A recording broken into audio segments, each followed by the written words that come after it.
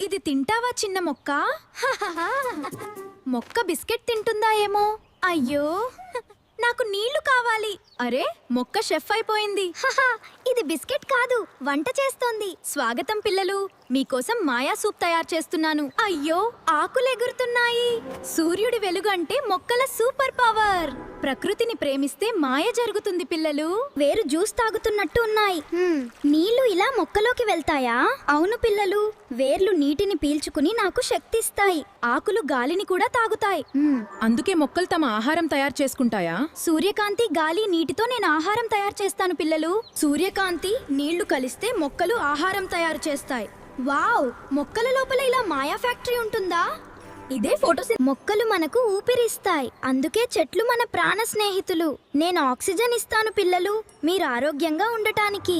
మా వీడియో నచ్చితే సబ్స్క్రైబ్ చేయండి, లైక్ చేసి మీ ఫ్రెండ్స్ కి షేర్ చేయండి.